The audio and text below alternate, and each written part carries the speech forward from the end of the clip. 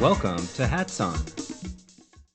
Hola, bienvenida a Hats On. Soy Laia y este es un podcast sobre la vida en su totalidad, no solo una faceta, no el éxito profesional, sino sobre la vida entera, con todos los sombreros que llevamos.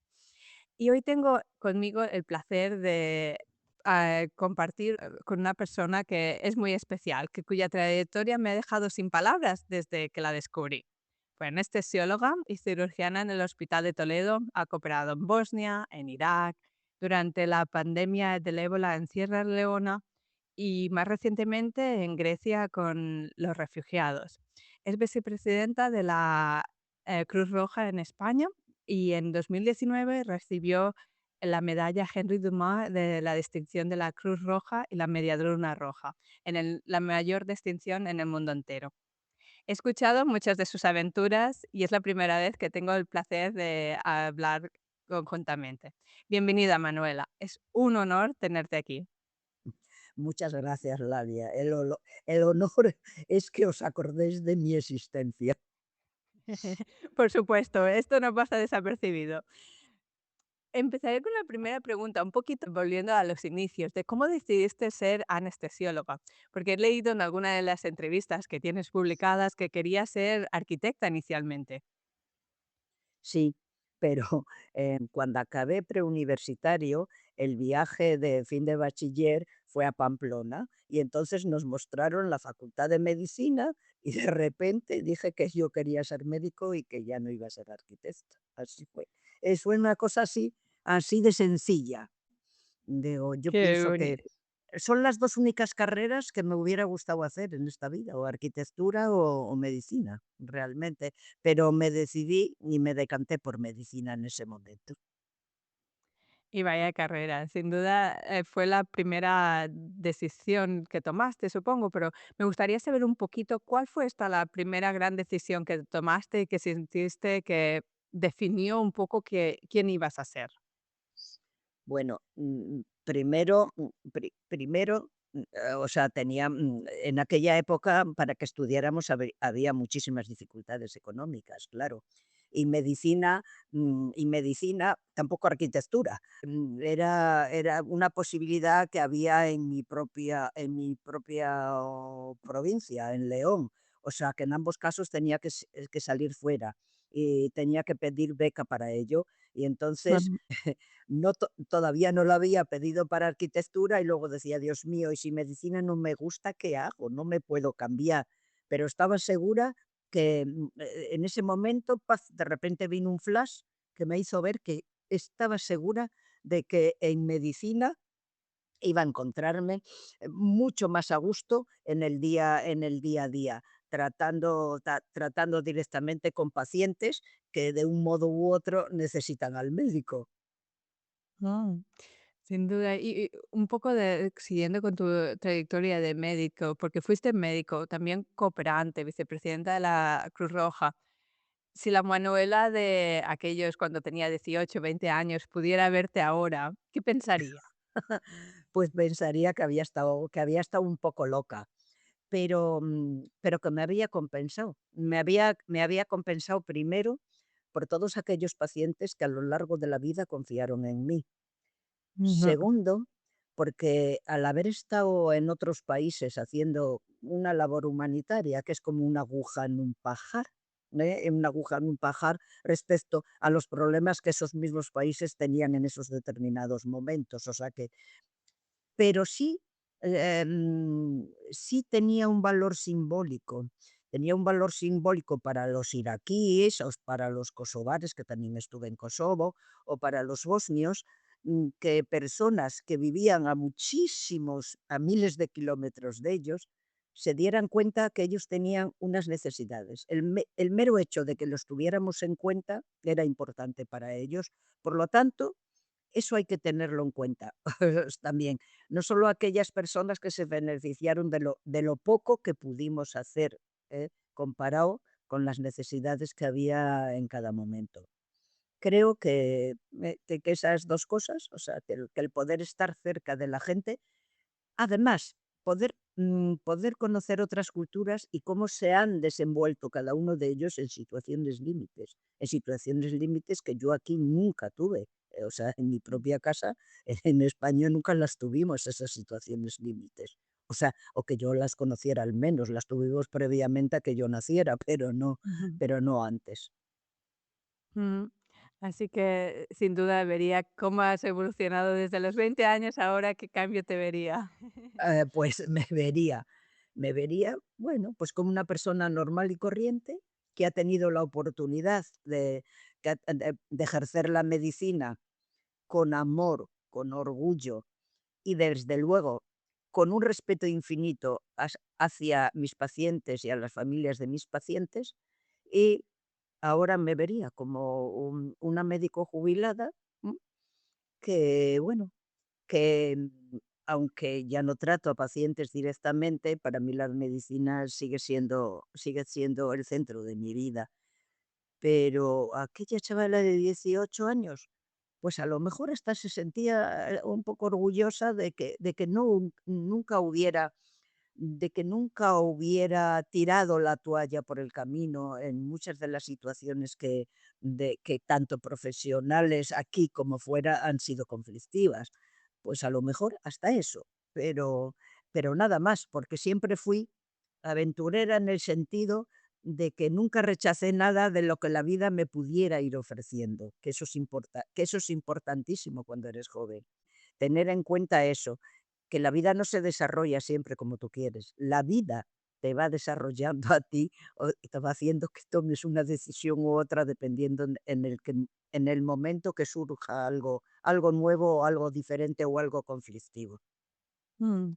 Me encantan estas palabras muy sabias. Al final, la vida nos va desarrollando a nosotros, no No escogemos nosotros a ella, vivir en el exacto, sí. momento. Y un poquito de lo que comentabas ahora, de todas las experiencias en los lugares donde has estado que han puesto un poco al extremo, que vivencias y momentos, ya sea en Bosnia, en Irak, en Salvador, de todos los países donde has estado. ¿Cómo lo has vivido siendo una mujer y luego estando sola o con equipos pequeños? Bueno, siendo una mujer nunca ha sido un hándicap, ¿eh? Ni en el desarrollo de mi profesión aquí, ni en el desarrollo de las misiones, que he tenido que afrontar fuera. Yo, he trabajado fundamentalmente con 2 instituciones, con Médicos del Mundo, que yo empecé la ayuda humanitaria de emergencia internacional muy tarde, porque la empecé en la guerra de Bosnia, ¿m? Yo recuerdo yo recuerdo que el conflicto, si te acuerdas el conflicto, pues, ¿cómo no te vas a acordar? De Ruanda entre hutus y tutsis, o sea, a mí me pareció algo tan inabarcable, tan fuera de mi mente que la gente se estuviera mm, matando a machetazos, que yo llamé a Médicos Sin Fronteras para ofrecerme. Dice: "Estupendo". Dice: "Oye, pero eres especialista". Digo: "Sí". Dice: "Toma, pues, dice: "Como médico general nos vendría muy bien y además si eres anestesiólogo que coges vías, hidratas y haces 80.000 cosas diferentes", que es que verdad, nosotros somos bastante versátiles, ¿no? Lo mismo tratamos una arritmia que hidratamos a un paciente. Y entonces, ellos me dijeron: "¿Sabes que los de Médicos del Mundo están buscando anestesiólogos para Bosnia y no los encuentran?". Pues. Y ahí llamé a Médicos del Mundo, otro compañero de mi hospital y yo, y nos sometieron a un tercer grado, porque pasas por un psicólogo, psiquiatras, porque vas a enfrentar situaciones que a veces te desbordan un poquito, y dijeron que derechitos para Bosnia. Y allí aterrizamos 2 traumatólogos y yo, en en el hospital de guerra de Mostar, por cierto, que era un hospital de contenedores, porque era un hospital de frente de guerra móvil que había sido regalado a Bosnia por Sudáfrica. Mm. Y allí llegamos y desde luego empezamos a trabajar desde el primer momento, porque había muchos frentes de guerra alrededor que eran tremendamente tremendamente traumáticos y agresivos solo para no solo para los militares jóvenes. Y había otra circunstancia además que me impactó mucho, que es que la cantidad de gente de los civiles normal, bueno, aparte de que había muchos francotiradores, pero los civiles ya llevaban tiempo que sabían cómo defenderse del acecho de los francotiradores. O sea, la cantidad de gente que venía sin una pierna o sin las dos piernas por el estallido de las minas antipersonales. ¿M? O sea, por ejemplo, recuerdo un matrimonio, bueno, y un niño también que le pasó lo mismo, a un matrimonio que, bueno, que no les habían vuelto las cabras a casa y salieron a buscar las cabras. Salieron a buscar las cabras y sus piernas volaron al pisar minas antipersonales. O sea, una de las cosas más macabras que puede suceder en una guerra, porque además de no impedir el avance, las minas antipersonales, además de no impedir el avance de los ejércitos, para colmo, acaban con la vida de civiles que han ido a buscar a su vaca o a sus cabras porque no han regresado a casa. Eso me impactó muchísimo, porque fue la primera vez que tuve que asistir a pacientes a los que había que amputarles con unas amputaciones absolutamente diferentes, las producidas por las minas, completamente diferentes de las amputaciones normales que hacemos en un hospital, que o son por Mm. accidentes o son por problemas vasculares. Son una cosa mucho más limpia. Y lo que allí había era terrorífico. Bueno, hacíamos la amputación, pero yo estaba segura que ese paciente lo volvería a ver. ¿Por qué? Porque se infestan, porque produce grandes destrozos tisulares la explosión de esa mina. Y como eso vi muchísimas cosas. Lo que sucede en las guerras, lo que sucede en las guerras exactamente, y sucedía lo mismo en Irak, pero menos. Pero en Bosnia sí, es que tú mientras, por ejemplo, si tienes una semana entera donde no paras día y noche porque te están trayendo y te dicen, te traigo un comandante de la armilla, pero un comandante de la armilla era un chaval de 22 años. Ujú. O sea, que te puedes imaginar lo que eso significaba, era terrible. Y entonces tú mientras estás trabajando, tú no te vienes abajo, no tienes la oportunidad ni de pensar 3 segundos seguidos. Pero cuando acaba esa semana terrible de ataques continuos y tienes 2 días un poco más serenos, entonces es cuando tú te vienes abajo. Lo que pasa que es un lujo que nunca te puedes permitir. ¿Por qué? Porque todos los días, por ejemplo, nosotros teníamos ese hospital de guerra en los sótanos de una nave comercial que hacía tiempo que había sido destruida. Sí. Y claro, por supuesto, se oían tiroteos, se oían bombardeos, pero yo siempre miraba para los pacientes. Estaban en contenedores, o sea, abiertos. Tú pasabas en medio de los contenedores y sonaba una bomba y tú mirabas para los pacientes. Si los pacientes no se inmutaban, aprendí que tú tampoco te tenías que inmutar. Ellos llevaban allí mucho más tiempo que yo y sabían mucho mejor lo que pasaba y cuáles eran sus necesidades reales. Entonces yo no me inmutaba, pero cuando los veías a ellos con la cara muy preocupada, tenías que pensar que había realmente algo de qué preocuparte. Eso te enseña una cosa importantísima, que tú en ningún sitio, por mucho que hagas o por mucho que intentes hacer, eres protagonista de nada. Mm. Eso, bueno, eso también en Cruz Roja nos lo incrustaron en la mente, pero vamos, o sea, los protagonistas son aquellas personas a las que pretendemos ayudar y que no siempre conseguimos, pero vamos, son ellos, porque ellos saben mejor que tú el sitio donde se desenvuelve, saben mejor que tú cuáles son sus necesidades y saben mucho mejor que tú cómo afrontar esas necesidades, pero tienen un problema tremendo. Ni tienen la capacidad, ni la tienen sus gobiernos, ni la tienen sus comunidades, ni la tienen ellos mismos de poder afrontarlos, nada más. Pero saberlas, mucho mejor que nosotros. O sea, que no podemos dar lecciones a nadie. Eso es lo único que podemos hacer, apoyarlo en lo que ellos crean que necesitan, no en lo que tú creas que necesitan ellos. O sea, olvidarte del protagonismo. Ellos Mm. son los protagonistas, porque ellos están sufriendo de verdad esa situación. Tú llegas a casa y comes lo que te da la gana, aunque yo adelgazara en el primer mes de Bosnia 60 kilos porque no llegaba mucho para comer, ¿eh? pero es que yo me voy a mi casa después de 5 semanas y aunque vuelva dentro de 2 meses, mm, ellos siguen allí y siguen con la misma hambre. O sea, esa es la diferencia fundamental. Buah, sin duda, y entiendo el tema de que comentas, al final es al paciente y vivís por ellos y con y por ellos. Y aún así, me gustaría, ya que hablamos hoy, poner un poco el foco en ti. Sé que tienes claro que no era Sí, la protagonista y sí, lo tienes bueno, muy sí, sí. Pues incrustado. hala, dime, dime, dime, Que dime. también, no sé qué decía también tu familia, la primera vez que te Ah, marchaste a Bosnia y fue como el bueno. entorno que Bueno, eso es decían. mi abuelo, porque mi abuelo vivió conmigo hasta, no tenía más hijas que mi madre, y mis padres, mi madre y mi padre murieron muy jóvenes, luego mi abuelo vivía conmigo, y entonces, muy enfadado, pero a ti qué pero vamos a ver, dice, pero ¿quién te manda a ti ir a una guerra? Digo, abuelo, o sea, porque están necesitando gente, personal y tal. Dice, oye, ¿y si a ti te pasa algo, de qué voy a vivir yo? Eso me hizo mucha gracia. Eso me hizo mucha gracia.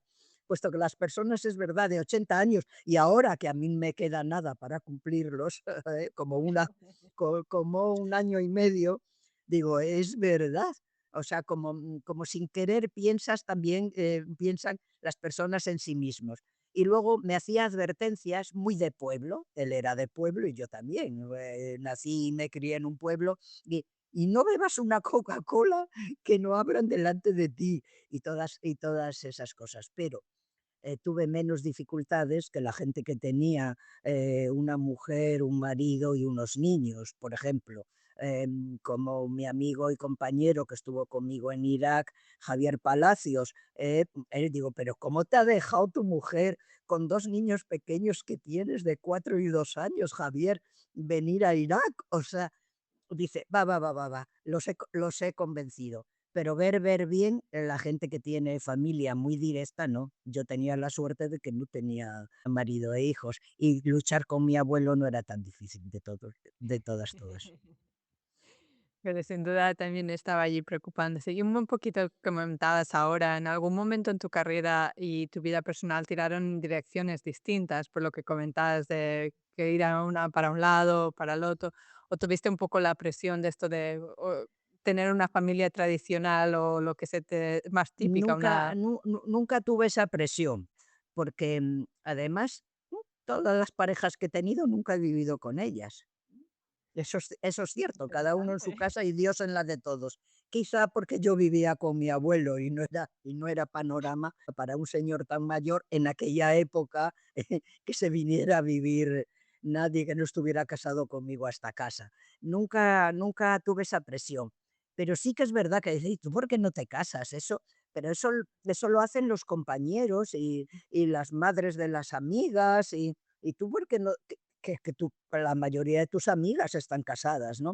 Yo digo, pues porque no me da la gana, porque no he encontrado el hombre adecuado, porque, porque si me hubiera enamorado como una loca, pues a lo mejor pues me hubiera casado, pero como nada de eso ha sucedido, no me pasa. Pero esas presiones en mi época sí existían. No te presionaban realmente, no te presionaban como pueden presionar a una niña, de pueblo, porque saben que tú has hecho una carrera y que tomas otro tipo de decisiones, ¿no? Pero sí que te dicen, bueno, ¿y tú? ¿Te vas a quedar sin tener hijos?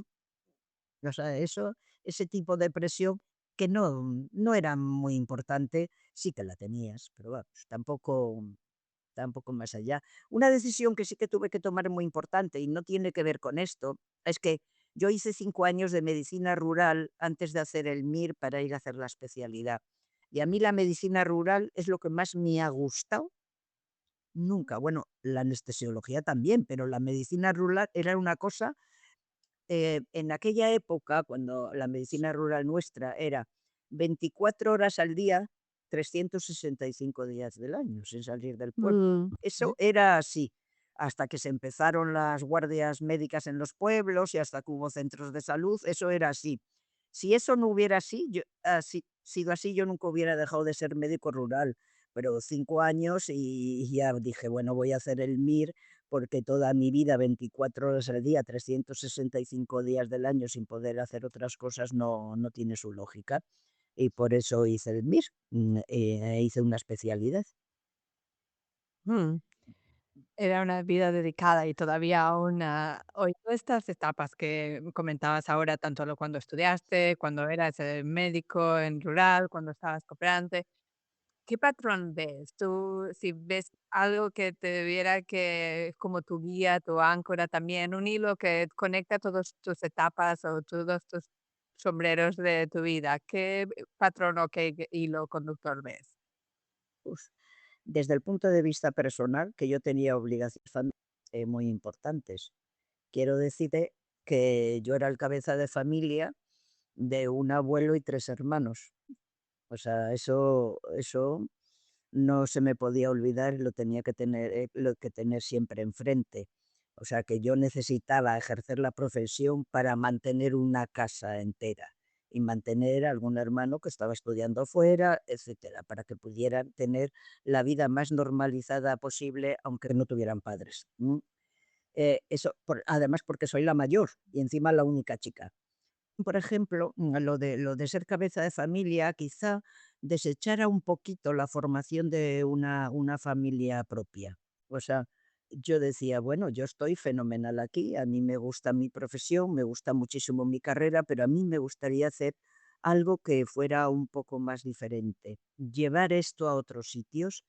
Y ya te digo, fue en el año 94 cuando tuve la oportunidad de hacerlo, y entonces lo hice. Mientras tanto, bueno, lo hice. Luego fui presidenta provincial, autonómica y vicepresidenta nacional de Cruz Roja Española, representaba la Cruz Roja institucionalmente y tenía, por ejemplo, por ejemplo, ir a Palestina muchísimas veces. Yo he estado en Palestina infinidad de veces, tengo infinidad de amigos palestinos, también tengo infinidad de amigos bosnios, pues que los hice durante la cantidad de veces que estuve en Bosnia durante la guerra. Pero eso no era suficiente, yo quería ser médico. Entonces, la Cruz Roja Española, como todas las cruces rojas y medias lunas rojas, tienen una serie de unidades internacionales, por ejemplo, de logística, de comunicaciones, de salud, que es la mía, de agua y saneamiento masivo. Entonces yo hice formación de la ERU, Emergent Response Unit, que es lo que significa ERU, de salud. Y entonces, claro, me empezaron a llamar Cruz Roja como al resto de las personas que tenemos hecha la formación de esa ERU para diferentes sitios. Y entonces tuve la oportunidad de ir a más sitios, por ejemplo, en Sierra Leona, que es de las misiones más difíciles que he tenido en mi vida. En Sierra Leona fuimos los primeros, llegamos a Kenema, ¡bum! Vimos que había la necesidad de montar un hospital, porque el hospital de Kenema era altamente peligroso para todos los pacientes que entraban. Allí el equipo de construcción de Cruz Roja Española, que iba con nosotros, igual que iba el de comunicaciones, y entonces nos montaron dentro del patio del propio hospital un sitio de screening, o sea, de ver ese paciente, pero ¿qué hace ese paciente entrando ahí? Por Dios, que pase por aquí primero a ver qué pasa. Usted no tiene que pasar ahí, tal. Otro, este paciente tiene síntomas peligrosos y pueden ser. Bueno, eso fue la primera misión. Eso nos dio la capacidad de entender que se necesitaba un centro específico de ébola. Entonces, esos centros específicos de ébola, que ya tenía uno, Médicos Sin Fronteras, al lado de Kenema, pues dice, tenéis toda la razón, o sea, si trabajáis ahí vais a acabar infectados todos y tal. Y entonces se construyó ese centro y ahí luego hice la segunda misión, y la segunda misión de ébola, y ya te digo, misión peligrosa donde las haya. Y eso fue uno de los entrenamientos mentales más importantes que he tenido en mi vida. Y uno de los fiascos mayores, o sea, médicos, enfermeras, auxiliar, personal sanitario en general, el que tú tengas una mortalidad de pacientes mayor del 50%, se te caen los palos del sombrajo, como decían en mi pueblo cuando yo era pequeña. Y eso es lo que pasaba. En la primera misión ébola teníamos una mortalidad del 55% de los pacientes. En la segunda teníamos una mortalidad un poco más baja, del 51%, que me da igual, que me da lo mismo. Eso es terrible admitirlo. Pero eso te va haciendo resistente. Te dices, vamos, la que no te puedes venir abajo eres tú. Pues, y luego ver la capacidad de resistencia que tiene el ser humano a cualquier vicisitud que lo ponga al límite. Yo estaba asombrada de cómo nos venían pacientes de todos los sitios de Sierra Leona, no solo de Kenema, y que los traían, la familia no venía con ellos, y su único asidero eras tú. Pero cómo tenían capacidad, ¿eh? De entrenarte a ti.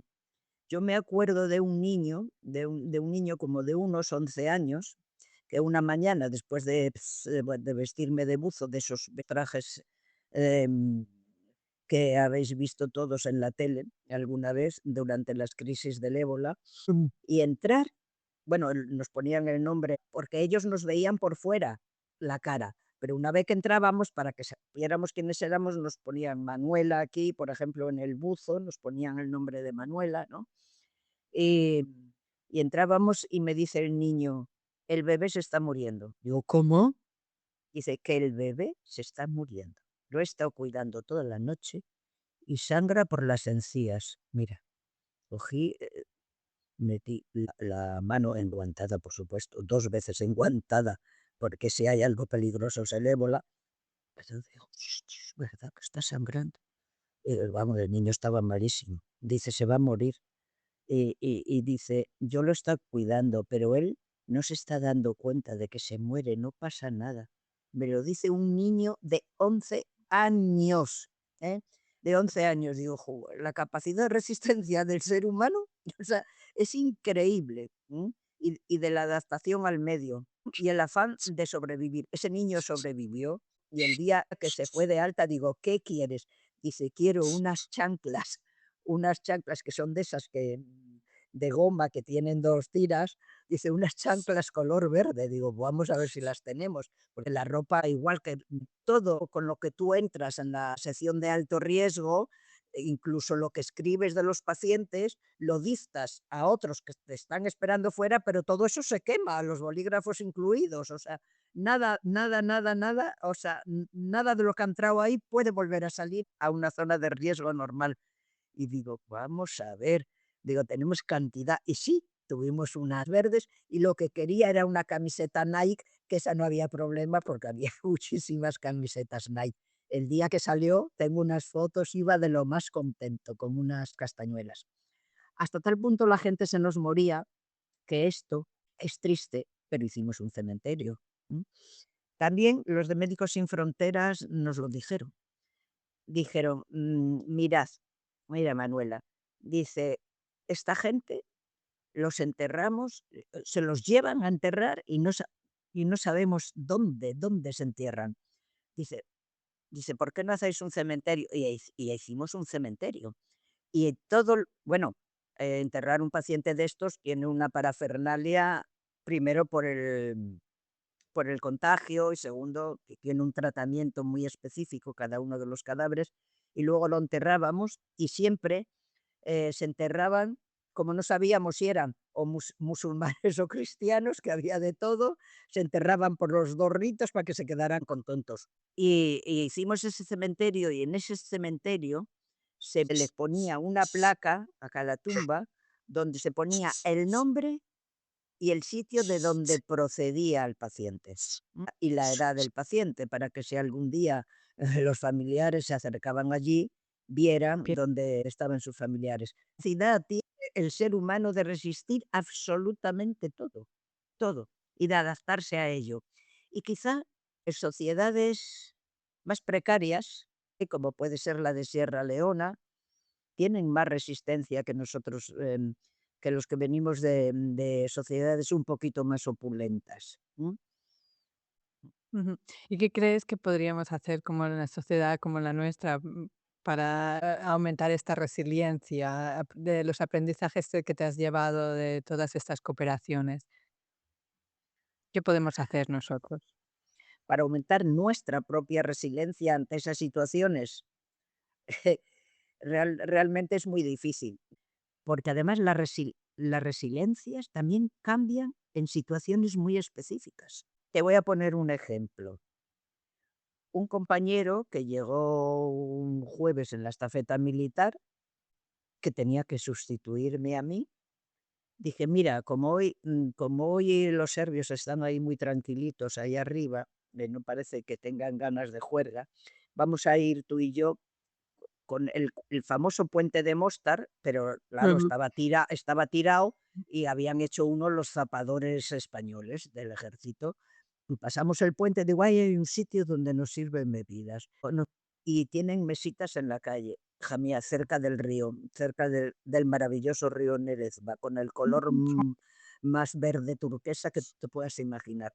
Y nos sentamos con tan mala suerte que tiraron un pepinazo que además en ese instante, yo te digo que a esas horas lo hacían nada más porque por asustar, no pretendían ni siquiera nada. Con tan mala suerte que cortó parte de la tierra y cayó al río, pero pegaditos a nuestra mesa. Y esa Eso es persona que acababa de llegar tuvo que irse. Dijo: "No puedo estar aquí".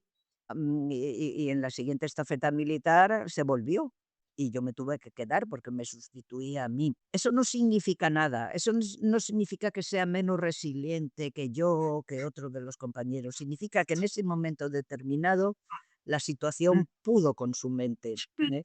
Porque a esa persona luego me la he encontrado yo en otras misiones igual de duras o más duras que esa, y no tuvo nunca ningún problema. Prepararnos para la resiliencia en determinadas situaciones lo hace Cruz Roja muy bien. Nos tiene una semana machacaos antes de irte, con ejemplos prácticos y haciendo que tú tengas que pasar un control en que te paran y que te amenazan, por ejemplo, por poner un ejemplo nimio, que es el de los controles que manda narices. Los controles son muy duros con algunas partidas de los ejércitos. Y ellos te preparan para eso, ¿eh? Dice: "Esta situación la tienes que solventar, y la solventas aquí, ahora". En un curso de una semana que empezábamos a las 9 de la mañana y la acabábamos a las 12 de la noche, sin parar, una detrás de otra de cosas prácticas. Así. Y por supuesto, como igual que te dije que Médicos del Mundo, antes de irnos a Bosnia, nos sometió a un tercer grado de psiquiatría, o sea, de psiquiatras, ellos también se dan cuenta, de la capacidad que tienes de afrontar lo que supuestamente vas a encontrarte, que no siempre es igual y no siempre es lo previsto, y no, no existe otro modo que hacerte ver con ejemplos prácticos en aquellas situaciones muy, muy, muy, muy duras que te puedes encontrar. Y habiendo vivido todas estas situaciones, la resiliencia, a veces personas viviendo en nuestro entorno privilegiado, muy cómodo de la sociedad en que estamos occidental, todavía hay situaciones que nos sobrepasan y la resiliencia es uno de los valores, calidades que tenemos que desarrollar más todavía. ¿Qué nos darías de consejo a alguien viviendo un poco en nuestra burbuja occidental, pero aún así a veces siente que está sobrepasado por la situación? ¿Algún consejo que no podrías darle? Primero, que tengan en cuenta, que todas las situaciones, por muy malas que sean, tienen un fin, sea Mm, el esperado o no sea el esperado, cuyo fin tú tienes muy poca capacidad de cambiar. De cómo acabe eso, tu capacidad de cambiarlo es nula prácticamente. Eso lo primero. Lo segundo, que pienses en las abuelas. Mujeres en determinadas situaciones emocionalmente muy duras y físicamente muy duras tienen una capacidad de resiliencia muchísimo mayor que los hombres. Nunca he sabido por qué es así, pero el hecho que lo es. Lo es en nuestra medio opulenta sociedad, que tiene muchos defectos, y lo es en sociedades con muchos menos medios. Que piense lo que era capaz de hacer su abuela cuando no tenía con qué darles de comer en la posguerra. Y con eso, y decirle, sea lo que vaya a suceder, es inevitable y además tú habrás aprendido algo nuevo y aunque sea muy, muy, muy doloroso, tu capacidad de reacción de ahora en adelante ante los eventos adversos va a ser mejor de lo que era previamente. No se me ocurre otra cosa, sino cosas sencillas sencillas y prácticas. y Aunque digas prácticas. sencillas, yo creo que son muy prácticas. Y Prácticas. ya para terminar, tengo 3 últimas preguntas que me encantaría compartir contigo. Una, Dime. todavía hoy, ¿qué te hace levantarte cada mañana? Porque has dicho: "Ahora estoy jubilada", pero no paras. Entonces, ¿qué Uh, te es tu motor para Bueno, levantarte? no paro. Ahora estoy aprendiendo árabe, llevo 2 años, pero vamos, como soy negada para los idiomas, porque soy absolutamente negada, ya te lo digo yo, para cualquier tipo de idiomas, incluido el mío, sobre todo por el listening. No tengo problemas en escribirlos y escribirlos deprisa, ni en hablarlos deprisa y con soltura. Bueno, el árabe no, ya quisiera. O sea, pero bueno, a mí me levanta todas las mañanas la curiosidad, o sea, la curiosidad. Y Canta. además es que en eso me acuerdo de mi abuelo cuando decía, pero si es que a mí no me importa morirme, pero eso de que no sepa lo que va a pasar mañana ni lo que van a inventar mañana, de que yo me pueda perder eso, dice, no lo soporto. Y digo, "Oh, qué razón tenía el Morán". Es que a mi abuelo todo el mundo lo llamaba el Morán. Y digo, bueno, pues sí, pues yo creo que es la curiosidad. Yo esta mañana cuando me he levantado digo, Dios mío, ¿qué habrá pasado? ¿Qué habrá pasado con el ataque a Irán? ¿Qué habrá pasado? ¿Estará ya totalmente cerrado el, el estrecho de Hormuz? Digo, Dios, ¿cuánta gente se quedará ahí atrapada? Bueno, o sea, una detrás de digo, yo me tengo que enterar de todo eso. Prueba de eso es que soy una lectora de periódicos, o sea, que me tenía que quitar el vicio porque me lleva muchas horas. Estoy suscrita a 2, pero además de los que estoy suscrita, resulta que me entra el New York Times, me entra del Le Monde, me entra de un montón de periódicos y yo no puedo dejar de leer esos artículos cuando me dan acceso, que en algunos no me dan acceso más que a lastras, ¿no? Digo, pues la curiosidad a mí me mantiene viva. Y, por ejemplo, también a mi edad, ya jubilada, la libertad de poder hacer con mi vida lo que me dé la gana. Eso Me es encanta. importantísimo, que eso no lo tienes a los 40 años, ni lo tienes a los 50. No puedes hacer con tu vida de lo que te dé la gana. Y bueno, y luego el gusto por las cosas pequeñas, por ejemplo, leer. Yo soy una lectora, no puedo dejar. Para mí eso es vida. Conversar con los demás, conversar con los amigos, con los compañeros, discutir. Pero ¿qué dices? Tú estás loco, si eso es una chorrada. O sea, todo eso es lo que te mantiene viva. Y también, claro, también me levanta la memoria de lo vivido y eso, y todo lo que me queda por descubrir. Por ejemplo, la inteligencia artificial aplicada a la medicina. Digo, esto no puede ser que yo me quede sin saberlo, aunque ya no ejerza la medicina. Y si ejerzo la medicina y me voy como a Ucrania me fui en el 22, pues por lo que ejercí fue una medicina general bastante sencilla. O sea, los refugiados ucranianos, afortunadamente para ellos, estaban en mejores condiciones que todos los refugiados que recibí en Grecia de la guerra de Siria. O sea, de lo que queda por descubrir. Digo, pero Manuel, esto es imposible. Bueno, pues me he matriculado en un curso de 150 horas de la Organización Médica Colegial Española sobre inteligencia artificial. Me está demenciando, pero te juro que lo acabo, porque me estoy enterando de infinidad de cosas diferentes.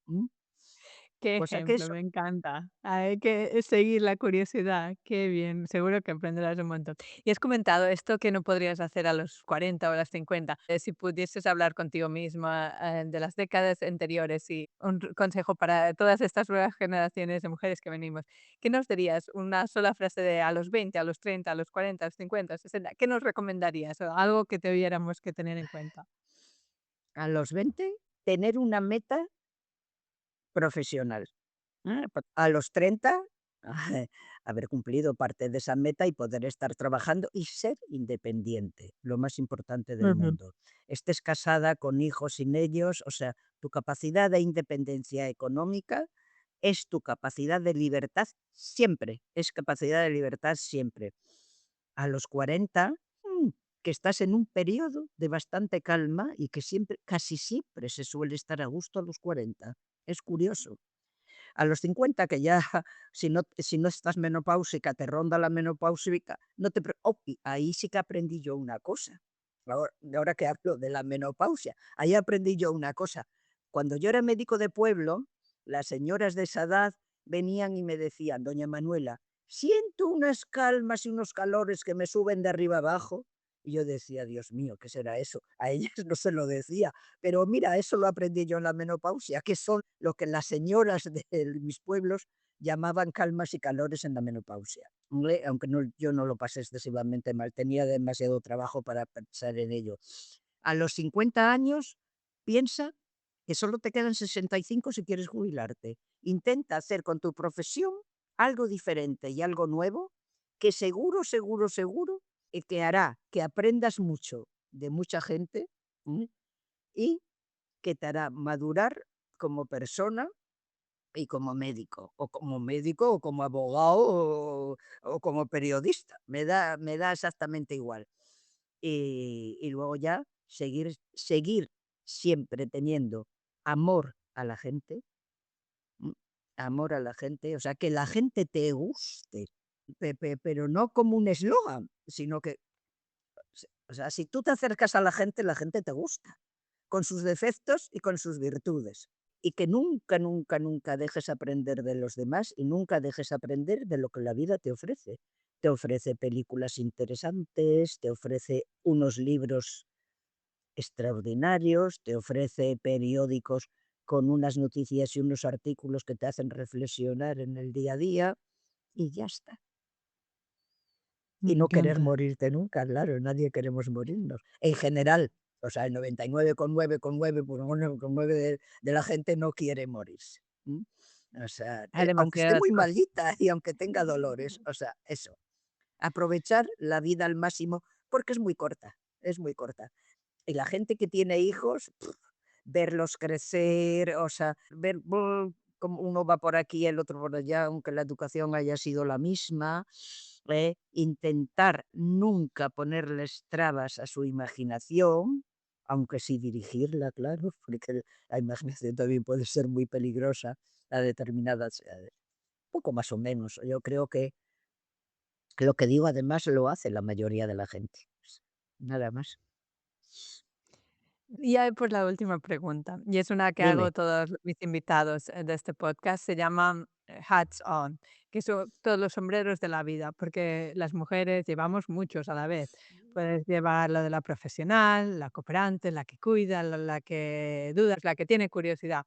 En una frase, ¿cuál es el sombrero que llevas hoy en día del que te sientes más orgullosa? El de no haber perdido el interés ni por la medicina ni por la vida, Ua. nada más. Espectacular. Muchísimas gracias, de verdad, Manuela, por estar aquí, por todo lo que haces y has hecho y por contarlo con tanta honestidad. A vosotras, la que estás escuchando, espero que este episodio os haya dado algo, una pregunta que haceros, un permiso que daros o la inspiración para hacer aquello que queréis. Hats on, hasta la próxima.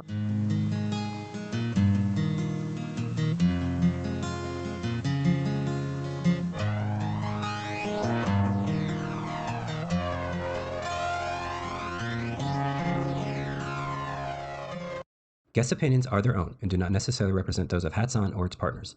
This podcast is not a substitute for professional advice.